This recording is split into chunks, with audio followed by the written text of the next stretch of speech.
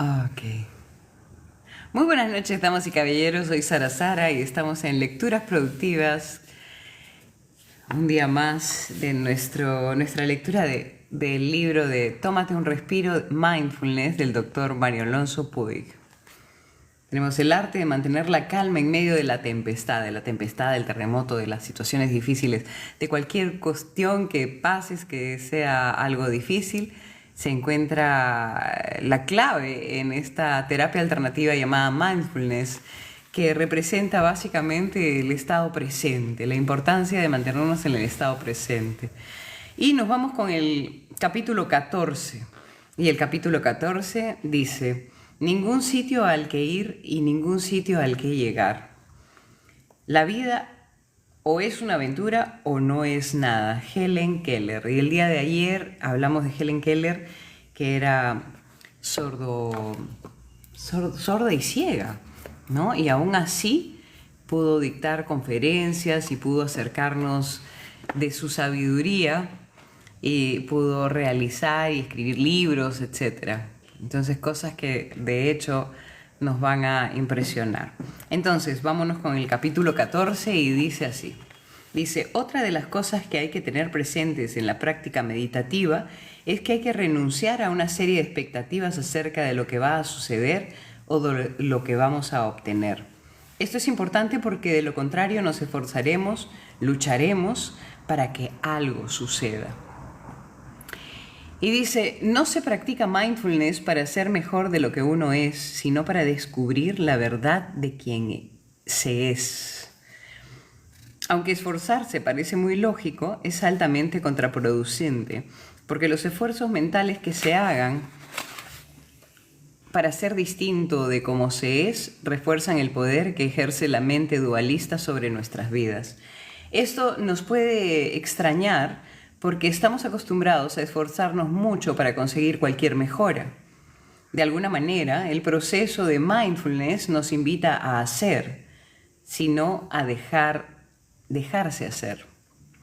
Cuando caminemos con atención plena, mindful walking, nos daremos cuenta de que aunque indudablemente nos estamos moviendo en el espacio, en realidad no queremos ir a ningún lugar.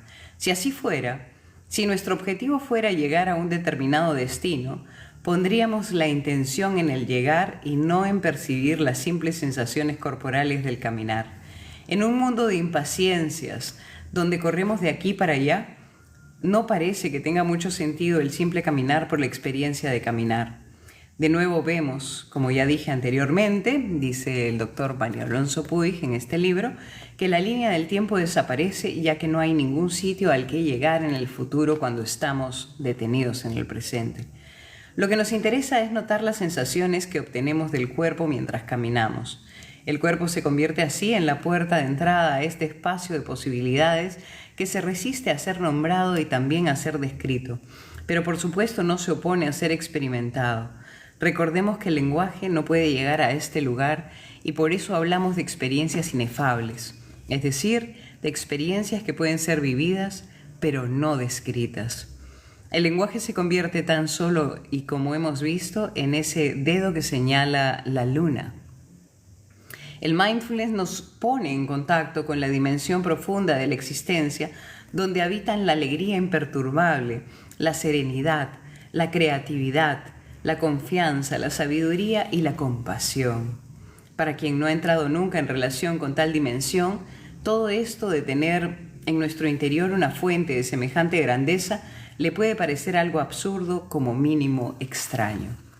La mente dualista, tan acostumbrada a buscar y hacer, a provocar, queda desconcertada ante una práctica en la que, si bien hay una intención, no hay una búsqueda y tampoco hay un hacer, sino un dejarse hacer. No se trata de alcanzar una meta, sino de facilitar que algo suceda, que algo emerja.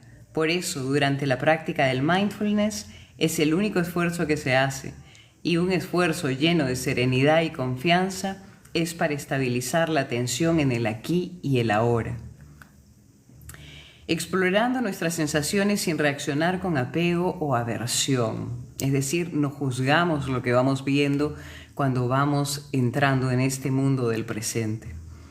El objetivo es desarrollar la lente que nos permita observarnos a nosotros mismos con una mirada profunda. Este tipo de observación, el que lleva a la verdadera comprensión y esta a la liberación del sufrimiento. En una ocasión le pidieron a Buda que explicara cómo se conseguía la felicidad. Él contestó que la felicidad era consecuencia, por una parte, de llevar a cabo acciones que contribuían al beneficio de otras personas y por otra, del entrenamiento para limpiar la mente de impurezas. La práctica del mindfulness es el camino precisamente para eso, para limpiar esas impurezas que tiene nuestra mente. Cuando nos liberamos de la tendencia a reaccionar ciegamente a partir de condicionamientos previos, podemos emprender acciones serenas, lúcidas, confiadas y compasivas. Y ese es el mensaje del día de hoy de nuestro capítulo 14, que se titula Ningún sitio al que ir y ningún sitio al que llegar, porque nos plantamos en el presente y así en el presente entonces podemos liberarnos de algunas cosas que sujetan nuestra mente. El día de mañana estaremos en la lectura de la frase primera que marca este capítulo 15, que es fiarse del proceso. Y la frase dice: la confianza es como el arte, nunca proviene de tener todas las respuestas, sino de estar abierto a todas las preguntas. Y esto lo dice Wallace Stevens. Muy bien, esto es la lectura del día de hoy, pero hoy día tengo un invitado especial y quiero compartir con ustedes su presencia. Así que, por favor.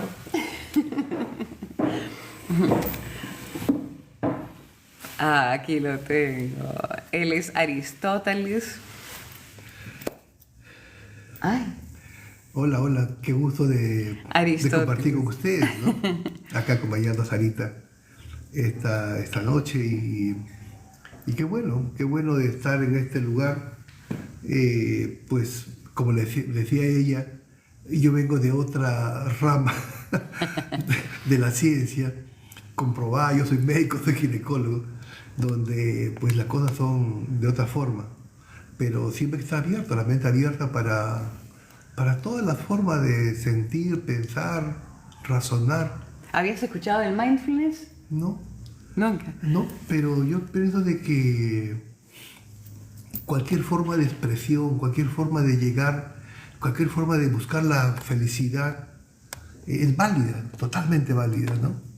No solamente por los métodos ortodoxos que ya conocemos, sino cualquier vía es buena. Y eso es lo que conversaba con Sara, ¿no? De que uno puede tener una formación más académica, más científica. Acartonada, científica, si quiere decirle. Pero pues hay otras formas de sentirse buscando siempre la felicidad.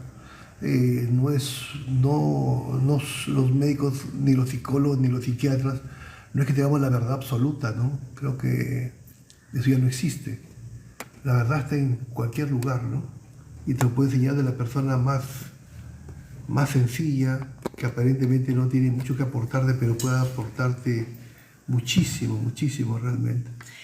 Bueno, y yo quiero aprovechar que estoy acá con Aristóteles, con el doctor Aristóteles, porque él es ginecólogo y deben haber, pues, habemos las chicas mayores de 50, las que ya estamos en la menopausia, ¿no? Las que a veces tenemos un montón de preguntas que hacer y por eso pueden hacerles también la pregunta que quieran ustedes al doctor Aristóteles, que hoy día nos acompaña. Hay una cosa interesante que, por ejemplo, yo el otro día se lo pregunté, ¿no? Pero se lo voy a preguntar ahí delante de todos ustedes, y es: cuando una entra en la menopausia, las hormonas cambian, de hecho, ¿no? O sea, nuestro nivel de hormonas medio que se desbalancea o se reduce. ¿Cómo es la cosa? Bueno, las hormonas empiezan a trabajar, a producirse en mayor cantidad. Siempre se producen desde que nacemos, pero en mayor cantidad cuando empieza ya la menarquia es la primera regla, ¿no? Cuando la niña empieza a menstruar. Eso no sabía, menarquia se llama. Sí, mira, ve. Es el nombre científico. Ya ve, ¿cómo aprendemos? La menarquia. Bueno, de que tiene su primera menstruación se llama menarquia y ahí empieza ya a producir los ovarios, empiezan a producir gran cantidad de estrógenos y también de testosterona, por el caso, ¿no?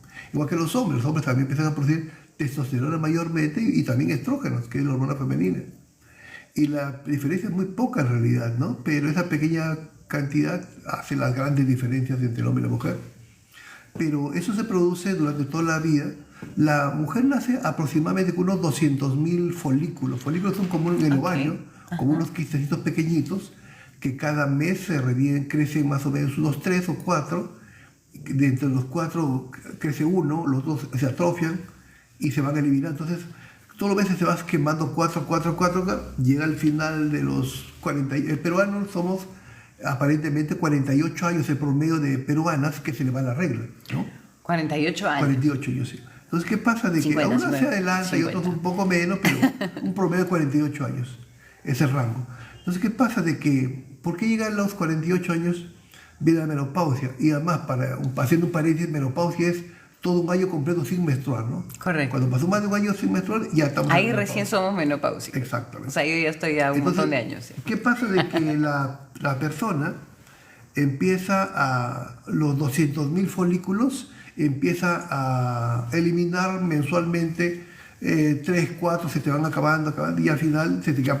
Es como tú naces con una cantidad de plata en el dinero, en el bolsillo, y tú lo ibas gastando, y al final se va a gastarte toda la plata. Y pues, o sea que nos gastamos toda la plata en las menopáusicas. Claro, no se te queda nada. Y entonces pasa eso, ¿no? Que acaba Entonces, al acabarse los folículos que hacen todo el proceso, entonces pues ya viene la menopausia. Y entonces las hormonas no es que cambien, sino que disminuyen. Claro. Pero hombre y mujer necesitamos hormonas para funcionar. Y entonces ya los ovarios no producen, pero hay unas glándulas, se llaman glándulas suprarrenales, que empiezan a suplir, no en la cuantía ni en la cantidad y calidad de hormonas que producían los ovarios, sino en menos. Y entonces ahora comandan las glándulas suprarrenales la producción de hormonas femeninas en una mujer que tiene ya la menopausia, ¿no? No necesariamente quiere decir que vamos a tener bochornos, calores, fríos, cambios de temperatura. No necesariamente nos pasa a todas, ¿no es cierto? No. ¿A qué se debe esa gran diferencia entre que algunas padecen más la menopausia y otras no?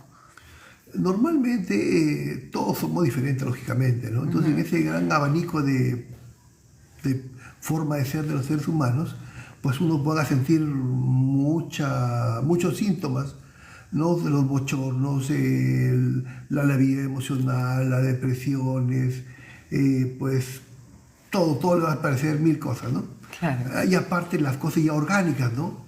Las hormonas, por ejemplo, dan a la vagina un color rosadito, siempre está húmeda. Entonces, al pasar la menopausia se empieza a secar, se empieza a poner rojita, ¿no? Se inflama. Entonces, bueno, pasa eso. ¿Qué hacemos en ese momento? ¿Qué hacemos? Podemos normalmente se usa hormonas localmente, ¿no? Óvulos, cremas local, para que no sufra, no tenga eso, ¿no? Claro. Y una mujer de 50 años, es una mujer joven, con una vida sexual activa todavía, y entonces, claro, unos días de 80 años que le pase, bueno, no es mucho problema, pero una joven va a tener problemas y, lógicamente, problemas hasta con la pareja, si es que no hace un tratamiento. En realidad, antes ya tener 50 años ya era una cosa de peso, ¿no? Uno decía ya 50 años era una señora ya mayor, ¿no? O sea, yo voy a cumplir 56 este año. Sí, lo que pasa es que también los parámetros de vejez, de edades empiezan a cambiar, ¿no? Claro. Porque si nosotros empezamos a pensar que la gente empezaba simplemente en el siglo pasado, anterior, el 19, que la gente pues moría a los 45 años, 50 años, claro. Era un anciano, los pasaba el que ya a los 70, 60 años, sí, 70, pues. Era así, totalmente. Entonces, la gente moría porque pues era épocas donde no había antibióticos. Y la esperanza de vida se convertía en mínima. Más pequeña la esperanza de vida, y ahora estamos pues ya en 83 años, ¿no? Para las personas. Entonces, wow. Y entonces cada día se iba alargando. y empiezan a aparecer también enfermedades de acuerdo a esa edad, ¿no? Las enfermedades degenerativas, ¿no? Chispas. Ya la hipertensión se empieza a manifestar más, la diabetes. Subimos de peso más fácil, claro, bajamos de peso más difícil. No, y aparte... ¿Eso le pasa al hombre y a la mujer o le pasa a la mujer más que al hombre? A los dos. A los dos. A los dos, porque pasado los 50 años aproximadamente, ya los ejercicios son menores, y hacer menos ejercicio, ¿qué cosa va a pasar? El músculo se va a atrofiar. Y al atrofiarse el músculo, ¿quién consume más glucosa en el cuerpo? Son los músculos. Y al ver menos músculos, entonces la glucosa que comer, si nosotros comemos exactamente igual de que tenemos 30 años hasta los 60 años, pero ¿por qué ahora a partir de los 50 años me empieza a engordar? Porque simplemente mis músculos empiezan a disminuir y al yo no tener quien me coma esa glucosa que yo ingiero todos los días, me empieza a acumularse como grasa, entonces empieza a engordar. Entonces simplemente porque la masa muscular, entonces el consejo es hacer ejercicios, nada más. Hacer ejercicios. Y no necesitamos ir al gimnasio, nada, caminar simplemente a un parque o dar la vuelta a la manzana en su casa y se acabó el asunto. O ejercicios de fuerza también pueden ser, ¿no es cierto? Claro, ¿no? Hay ejercicios ahora en internet, hay 1000 ejercicios ahí en la silla y 1000 cosas, pues, ¿no? Así que no hay excusa para no hacer ejercicio. Este es un momento importante para hacer ejercicio. ¿A partir de qué edad empezamos a otra vez retomar la parte de ejercitarnos más acuciosamente? Bueno, depende de cada persona, ¿no? Claro. Si es que yo entiendo de que, entiendo esa parte que les he explicado de que yo necesito ejercer ejercicio porque mi masa muscular está disminuyendo, pues a la edad que yo adquiera ese conocimiento, pues ya puedo hacer ejercicios cuanto antes porque debo hacerlo, ¿no? Si tienes alguna pregunta, ya sabes que tenemos al doctor Aristóteles, que es ginecólogo y que esta noche está con nosotros y estamos hablando acerca de la menopausia, que no solamente es menopausia en las mujeres y andropausia en los hombres, ¿no? También los hombres tienen este proceso. Así que, muchísimas gracias por los corazoncitos. Anímense a hacer sus preguntas. Imagínate qué es lo que va a pasar a partir de cierta edad en donde ya, así como, ¿cómo se llamaba cuando recién tienes la regla? Menarquia. La menarquia. Así como la menarquia, nos pasamos a la menopausia después de mucho tiempo. ¿No? Ahora, y el peso, te lo voy a preguntar yo porque, pucha, en verdad, yo quiero saber, porque uno, claro, a esta edad tú antes dejabas de comer un poquito o lo que sea y ya te ponías bien, ¿no? Hola Celia, buenas noches, estamos con el doctor Aristóteles hoy día, él es médico ginecólogo y va a responder a todas nuestras preguntas, así que anímense a preguntar. Aprovechemos que está de oferta esta noche, ¿no? Y que estamos hablando de este tema que en realidad ya está pues propio de nuestra edad, ¿no? Sí. Lo que pasa es que la menopausia se asocia a vejez, ¿no? Y nadie quiere estar viejo. Eso es lo más normal del mundo, ¿no?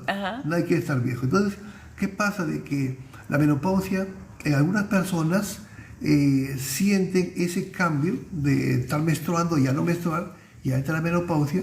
Y entonces... pero eso es una maravilla, te diré, ¿eh? O sea, al menos para mí, no sé cómo les va a ustedes, pero para mí...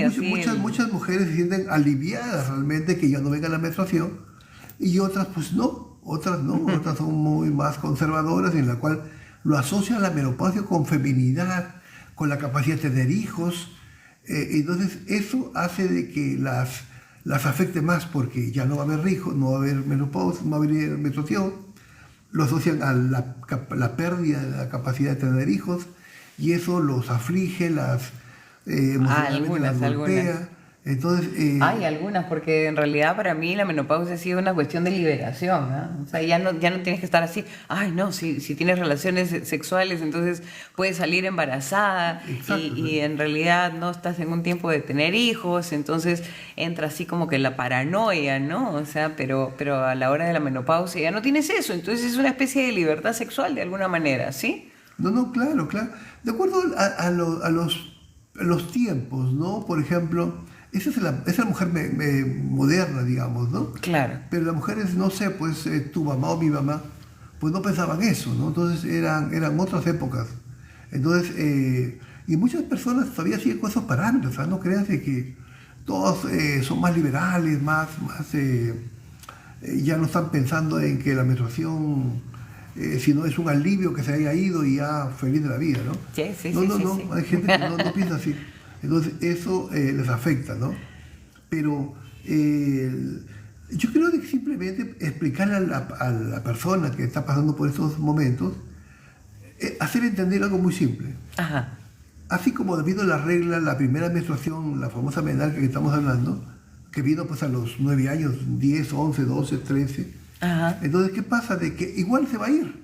Entonces, no es algo que va a quedar perennemente el resto de su vida, ¿no? Eso no pasa con los hombres. Sí pasa, pero en menor... No hay forma de medirlo, claro, porque no hay forma de medirlo, Claro. ¿no? Se puede medir o se puede más o menos sospechar o ¿no? ver algo. No es como la mujer que deja menstruar, y eso lógicamente es algo alarmante para ella, ¿no? En el hombre no menstruamos, entonces, pero algunas funciones... Claro, no hay forma en que te avise, ¿no? La andropausia no te avisa. ¿Cómo te avisa la andropausia? No, empieza, por ejemplo, que empiezan a aumentar de peso, por ejemplo, aumentar de peso, ¿no? Hombres y mujeres. Empieza a aumentar de peso, Igual. porque su masa muscular empieza a disminuir. Otra cosa, la vida sexual empieza a disminuir, lógicamente no tiene el vigor y la vitalidad pues, cuando tenía 25 o 30 años, porque lógicamente que no es así. Claro. Aunque la mayoría de los médicos, hombres, nos resistimos a esa parte, pero bueno, es parte de la naturaleza y es así. Entonces, también empiezan a ver en cambios de masa muscular, en la vitalidad, la fortaleza, ¿no? Si antes, pues yo de médico siempre cuento una anécdota que me pasó hace poco. Pues yo en el hospital pues tenía las guardias, ¿no? Pasaba toda la noche despierto, trabajando, operando y mil cosas. Te levantaba al siguiente, te bañabas, tomabas desayuno y seguías trabajando hasta las 3, 4 de la tarde. Llegaba a mi casa pues a las 5 de la tarde a dormir recién. Y un día tuve, pues hace unos pocos años, no, estamos hablando de 2 años, tuve un parto que pues la señora súper nerviosa, primeriza, y el esposo era más nervioso que la paciente. Así que el esposo me llamaba a mi casa cada ratito, así, cada 15 minutos. Así que yo decidí a las 11 de la noche ir a la clínica y ver qué pasaba. Pues, ¿no? Ya le había visto, pero ya fui a mi casa, volví a regresar. Y entonces decidí quedarme ahí a esperar el parto, simplemente. Ok. Entonces le dije a la enfermera, ¿usted no tiene un silloncito así como para esperar largas horas acá? Sí, doctor, quédese por acá. Entonces me quedé ahí. Y lógicamente las días pues terminó de dilatar como a las 6 de la mañana, atendí el parto, las suturas, hacer llenar un montón de papeles y mil cosas. Me llegó a las 7:30 de la mañana, llegué a mi casa, me bañé y me fui a trabajar normal. Pero a las 10 de la mañana, 11 de la mañana, las pilas empezaron a acabarse, pues, ¿no? Y ya estaba, menos de una rayita estaba en rojo. Yeah. Y donde, dije, no. Ya estas épocas no están para pasar malas noches o para sacrificarme. Cancelé todas las citas para más tarde, para mañana, y me fui a mi casa y me fui a dormir, pues, ¿no? Entonces, pasa eso, ¿no? La vitalidad que teníamos antes de pasar, una de guardia me ha pasado, pues, cientos, si no miles, ¿no? Probablemente. Claro. De malas noches y trabajar toda la noche y todo. Y al día siguiente te levantabas, te bañabas, seguías trabajando normal. Pues ahora ya no. No, ya no. Entonces, nos damos cuenta que también esa fuerza muscular, esa vitalidad para seguir trabajando, todo, y empieza a disminuir y, lógicamente, son síntomas, pues, de la andropausia, ¿no? Claro. Sí. Claro, definitivamente. Acá tengo una pregunta de Celia Laura. Y Celia Laura dice: consulta, tengo 46 años y empezó con una alergia a los 3 años. Fue y visitó un alergista, un especialista en alergias, y me indica que estoy con premenopausia. ¿La alergia en la piel es parte de la premenopausia?, pregunta Celia. No. La menopausia principalmente, las alergias, son que ya viene con nosotros. Eso es muy raro que un paciente a los 46 años despierta esas alergias. Y que sea eso por una cuestión hormonal, ¿no es eso? No. Mayormente ya esas alergias lo ha tenido desde muy pequeña, probablemente, desde jovencita, en un momento de su vida, muy joven. Y ahora ha podido manifestarse con más fuerza los alergenos, o la persona, o lo que les desencadenaba su alergia, se manifestó más, estuvo más en contacto con ese alergeno, ese que le dispara a ella, que produzca la alergia. Okay. Entonces, pero que lo asocie la alergia con la menopausia, no. Son cosas diferentes. Entonces no tiene que ver la alergia nueva que tiene ella ha coincidido a su probablemente en su edad, claro, ¿no?, de manifestación de ambas cosas, pero no hay relación una cosa con la otra, ¿no? Uf, menos mal. Sí. No, ahora, cuando hablamos de la premenopausia, a ver, a mí ¿sabes qué cosa me pasó? Me pasó es que yo no tenía muchos dolores y esas cosas, pero de pronto me empezó a dar unos cólicos que me mandaron a la clínica, ¿eh? Un cólico espantoso. Y yo antes pensaba, ay, no, no sé, pues a las chicas que les duele mucho tienen que hacer más deporte, ¿no? Algo por el estilo. Pero después me percaté que no. Y es más, hasta me daba terror que viniera en la época de la regla, porque sabía que me iba a doler horrible. Y esos han sido los últimos años de claro, menstruación. Sí. Mayormente se asocia el dolor con la cantidad de sangre que elimina la paciente durante la menstruación, ¿no? Si hay mucho volumen que expulsar, entonces, ¿qué hace el útero? Se contrae, el útero es un músculo que se contrae para expulsar la sangre. Una vez que expulsa la sangre, calma el dolor. Entonces, eso pasa. Pero en la menopausia, pues, la premenopausia, que le llamamos premenopausia, al estado en la cual el paciente, de que está menstruando puntual todos los meses, empieza a pedir un mes, 2 meses no viene. Claro. Otra vez empieza puntual 2, 3 meses y otra vez se le separa, pues 2, 3 meses no viene. Eso para las que tienen un reloj menstrual más o menos estable, ¿no? Pero... Sí. No, pero hay mujeres que son irregulares también. ¿Cuál es la razón por la cual una es irregular o no? No, primero, el ciclo menstrual tiene dos fases. Ok. La primera fase se llama la fase proliferativa y la segunda fase se llama la fase secretora. Ajá. La fase proliferativa normalmente puede variar en el tiempo. Puede durar pues 14 días, puede ser 18 días, 10 días y lo que sea. La fase secretora, la segunda fase, se produce después de la ovulación, siempre dura 14 días. Ok. Entonces simplemente puede variar la primera fase en cada persona, cada ser humano tiene una fuerza diferente. Entonces, lo que ocurre muy frecuentemente es que me dice, doctor, yo soy irregular, ¿ok? ¿Cuándo usted menstrua, doctor? Yo diría, menstrua el día 15. Ajá. Entonces, el siguiente mes, no voy a mostrar el 15, te voy a mostrar el día 12. Ya. O el día 13 y estoy menstruando. Entonces yo le digo, pero si usted saca la cuenta, si menstrua el día 15 y ahora va a menstruar el día 13, son 28 días. Ya. Entonces tiene ciclo de 28 días. 14 días de la primera fase y 14 segundos de la segunda fase. Entonces son las mujeres más regulares que hay, sino que ellos aducen o piensan de que la regularidad de menstrual es el mismo día. Digamos, el 15 de todo. No, eso no. Hay mujeres que son así, por supuesto. Claro. Pero la regularidad, hay mujeres que menstruan cada 24 días, si contamos el primer día de la regla. Ya, ok. Entonces, pero para ellas es regular. Okay. Aunque ellas piensan que son irregulares. No son irregulares, son regulares. Entonces, la idea es simplemente adecuar a cada mujer. Tiene su propio ciclo. Exactamente. Y entenderlo y ver que si ella menstrua cada 20 días y se repite todos los meses, cada 20 días, es regular. Si no tiene un ciclo corto de 20 días. Okay. O hay mujeres que tienen cada 40 días menstruan. Pero siempre cada 40. Entonces, mujer regular de 40 días. Así de sencillo. Aquí Celia pregunta, doctor, antes mi ciclo menstrual me viene con mucho dolor y después de la operación de quistes y miomas ya no siento ese dolor. Exacto. Por eso le decía hace un rato, el dolor lo asociamos a la cantidad de sangre que expulsa la mujer mensualmente, ¿ok? Yo quería preguntarte una cosa, o sea, lo que la menstruación es sangre, o sea, sangre o es sangre con otras cosas y no sé qué. En algún momento alguien me dijo, no, eso no es sangre, es otro tipo de cosas. Es sangre, pero con tejido.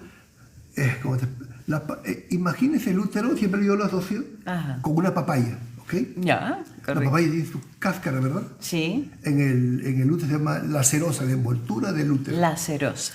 La parte de la comida de la papaya se llama miometrio, músculo del uterino. Correcto. La cavidad entre las pepitas de la papaya se llama, en el útero se llama endometrio. ¿Okay? La mujer menstrua y ese endometrio, que es una pared muy delgadita, una capa muy delgadita, se elimina y queda más o menos de 1 milímetro nada más, delgadita. Pero van pasando los días y ese endometrio va engrosándose y puede engrosarse hasta 14 milímetros, que es lo máximo. Wow. ¿Sí? Avanza hasta 14 milímetros. En esa primera fase de crecimiento, el endometrio es 14 días, dura, se empieza a engrosar, pero se engruesan en base a vasos sanguíneos. Vasos sanguíneos empiezan a llenarse ese endometrio. Viene la ovulación y empiezan si hay un embarazo, esos vasos sanguíneos van a alimentar al huevito. Hay unas glándulas que van a alimentar al huevito, ¿no? De que está fecundado. Entonces, ¿qué pasa? De que cuando no hay embarazo, todo eso que se preparó, esos vasos sanguíneos, esa glándula, se va a descamar. Y al descamarse, ahí viene, de que puede ser en mayor cantidad o menor cantidad, de acuerdo a cada ser humano. Entonces, van a empezar a menstruar abundantemente. Correcto. Entonces, la menstruación es vasos sanguíneos, sangre y tejido glandular, ¿no? Que alimentaban. No solamente sangre, sino también con tejidos. Exactamente. Excelente. ¿Y qué pasa? De que, porque esta señora que la operaron del mioma ya dejó de calmar el dolor. Porque cuando una mujer que tiene miomas, mayormente, el mioma también, el mioma es un tema amplísimo, pero para darle unos detalles nada más, el mioma es un tumor benigno del útero, que no se sabe la causa, pero sí se sabe que crece con las hormonas que la mujer produce. Cuando la mujer deja de menstruar, ese mioma empieza a achicarse y se arruga con una pasita y desaparece. Pero a veces esos miomas están localizados en papaya que estamos hablando. Si está localizada en la cáscara, digamos, de la papaya, pues no le va a dar molestia, porque puede ser hasta tamaño de mi puño y no va de un sitio de nada. Pero si está en la comida de la papaya que estamos hablando, va a dar un sangrado un poco más abundante de la superación natural que tenía. ¿Con más dolor, con más molestia? Exacto, porque hay que botar más sangre. Pero cuando el mioma está localizado en la parte central, como en la cavidad donde están las pepitas de la papaya, ahí que es el tumor, que es el mioma, entonces la menstruación va a ser más abundante. O sea, ahí va a ser más dolor.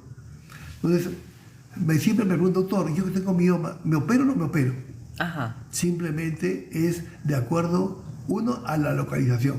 Correcto. Y segundo, al sangrado que hubiera. Si el paciente, doctor, yo menstruo pues 15 días y termino pálida, media, así que ni las piernas me dan, me recupero los 15 días y viene otra menstruación y otra vez me quedo así, entonces al final ando con una anemia tremenda. Entonces en esos casos sí hay que operar. ¿Es recomendable donar sangre cuando uno está menstruando? No tiene nada que ver. No tiene nada que ver. Absolutamente. No es que porque estés menstruando de repente te va a afectar más. Entonces ya saben, chicas, no es una excusa para no ir a donar sangre. No, absolutamente no. Puedes donar sangre sin ningún problema, ¿no? La menstruación no tiene absolutamente nada que ver con la menstruación. ¿Cuáles son los 3 consejos más importantes que le darías a las mujeres que estamos empezando a entrar a la menopausia? ¿Y cuáles son los consejos para las mujeres que ya están en la menopausia? A los dos grupos yo le diría una cosa. Primero, entender y aceptar que es algo natural. Para empezar, algo natural. Así como viendo en la primera menstruación, se va a ir la menstruación. Entonces, que eso es normal. No hay que alarmarse ni nada, que es algo natural. Correcto. Primero. Segundo, si es que tiene demasiados síntomas, demasiados bochornos, depresiones, menstruaciones abundantes, vaya a su ginecólogo pues que le pueda dar un tratamiento, todo. ¿Tu ginecólogo? A las que ya le dieron ya la menopausia, ya ha habido la menopausia, ya se está, como estamos quedando, pasó un año completo sin menstruar, entonces pasa eso, ¿no? Porque algunas mujeres pasó 1 o 2 años que no menstruaron, 3 años, y le viene una regla, un sangrado. Hay que tener mucho cuidado que siendo muy benigno, es que un folículo por ahí en el ovario se empezó a activar y maduró y reventó y produjo un sangrado. ¿Qué es ese sangrado? O también pasa que la parte interna del útero, el endometrio que estamos hablando, está creciendo demasiado desordenadamente y puede ser que sea un pólipo, puede ser que sea una hiperplasia o un cáncer endometrial también, ¿no? Claro. Entonces, eso, los que tienen muchos síntomas, acudir a su médico. Y a los que ya se acentuó la menopausia, ya pasó 3, 4, 5 años, 10 años en menopausia y se necesita un síntoma, pues vayan a su médico para todas maneras porque probablemente le den estrógenos vía tópica, ¿no? Sobre la vagina. Eso, como crema o como óvulo, ajá. ¿Cómo saber cuando nos falta regular las hormonas? O sea, ¿en realidad conviene o no conviene aplicarse hormonas externas o internas? No, simplemente los síntomas que tiene. Si cada relación sexual está seca totalmente, va a tener relaciones y le va a cuartear la vagina, le va a traer infecciones y todo. ¡Ay, Dios! ¡Ay, por Dios! Mejor que haga un tratamiento, claro, y no va a haber un problema. Porque los óvulos son hormonas que la parte de la vagina sufre mucho cuando viene la menopausia. Como les decía, se seca. La pared de la vagina tiene muchas capas, muchísimas capas. Okay. Y cuando viene la menopausia, esas capas empiezan a disminuir y es muy frágil, se infecta con facilidad, se cuartea, se raja la piel, esa zona de la mucosa vaginal, y duele, se infecta con facilidad. Las relaciones sexuales pues, son muy dolorosas, ¿no? Ay. Pero si es que usan estrógenos, usan cremas, que actúan solamente en esa zona, entonces la piel se va a poner otra vez rosadita, se va a humedecer, pues no tanto como cuando tenía 20 años, 30 años, pero va a ser mejor que como está en ese momento, ¿no? Pregunta, dice Celia, doctor, ¿la endometriosis te produce infertilidad? En algunos casos sí. ¿Qué es la endometriosis? El endometrio, estamos hablando, el endometrio es la parte interna del útero, ¿verdad? Es la parte que la mujer tiene dentro del útero. Ok, ese útero, la mujer menstrua. ¿Y qué cosa pasa? Se descama la parte interior del útero, se descama y viene la menstruación. Y la menstruación, pues, mancha la ropa interior, poner la toalla higiénica y toda la historia. Pero hay un detalle. El sangrado, esa es la expulsión externa. Se va hacia correcto. Afuera. Pero también hay un sangrado interno. ¿Sabes qué es el sangrado interno? De que el útero, en vez de que las contracciones sean hacia afuera y expulse la sangre hacia la vagina y se va en la parte exterior, también regresa y se va por las trompas. Y el sangrado es a través de las trompas y se va por los ovarios. Y no solamente es sangre, sino es tejido glandular del endometrio. Entonces, ese tejido glandular que ha sembrado por los ovarios, por los intestinos, por la vejiga, por el recto, y pasa la regla, ese tejido se desactiva, pero viene el otro mes, empieza a estimularse y otra vez empiezan a sangrar, pero no es como el sangrado que hay en la vagina o el endometrio que está dentro del útero, que todo se va a expulsar, pero acá no hay dónde expulsarse. Claro. Si está dentro de los intestinos, pegado al útero, a la vejiga, al recto, pues ahí empieza, entonces esa es la endometriosis.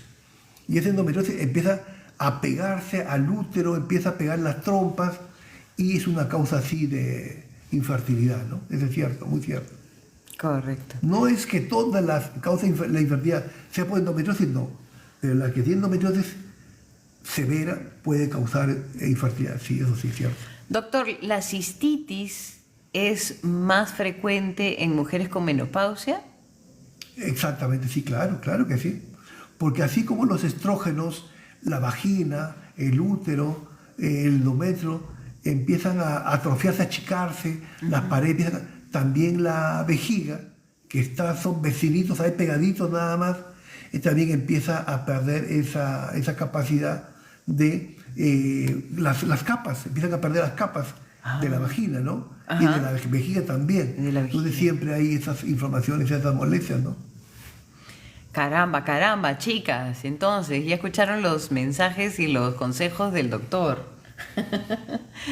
Muchísimas gracias, Aristóteles, por estar con nosotros en esta noche, con los consejos para todas las mujeres. Aquí lo hemos capturado, Aristóteles, para que pueda conversarnos acerca de lo que es la menopausia, la premenopausia y cualquier cosa. Y le están diciendo gracias, doctor Celia, que le has contestado sus preguntas, ¿no? Muchísimas gracias por estar a todos. Así nos despedimos esta noche con estos consejos ginecológicos con el doctor Aristóteles, que está aquí acompañándonos con su sabiduría y por supuesto con estas revelaciones para nosotras las mujeres con menopausia y también con las de la premenopausia. Hoy había sido nuestro día 14, en donde vamos a continuar todos los días. Mañana nos toca el texto 15. ¿Qué te pareció la lectura del día de hoy? Bien, bien, ¿no? Bien, el texto ya te escuchaba cuando decía de que lo que siempre muchas veces decimos, ¿no? Que no nos distraiga el lugar donde ir, sino disfrutar el camino, disfrutar el vivir día a día, ¿no? Porque estamos muy pendientes en el futuro, muy pendientes en lo que va a pasar mañana y no disfrutamos el hoy, ¿no? El hoy es, si no sabemos qué va a pasar mañana, si de repente esta noche hay un terremoto que los hermanos están, pues no amanecemos mañana y estamos angustiados lo de mañana, claro, y no disfrutamos hoy día, ¿no? Entonces disfrutar hoy día. Eso es lo que tenemos que hacer. Día a día tenemos que disfrutar la vida, ¿no? De lo que nos presente, lo que nos dé, ¿no? Ya sea mucho o poco, pero disfrutarlo. Y saber reconocer las bendiciones del camino también, que es tan importante. Por eso vamos a hacer una despedida así, enviándoles 1000 estrellitas de bendición. Y lo que vamos a hacer es salpicarlas, ¿ya? Entonces vamos a hacer así, ¿me ayudas, me acompañas? ¿Ya? Para hacerles 1000 estrellitas y bendiciones que caigan en tu mente, en tu corazón, en tu casa, tu hogar y tu familia. Soy Sara Sara, hoy día acompañada del doctor Aristóteles y estamos aquí para compartir una noche más en esta vida. Así que muy buenas noches, muchísimas gracias por estar y también por existir.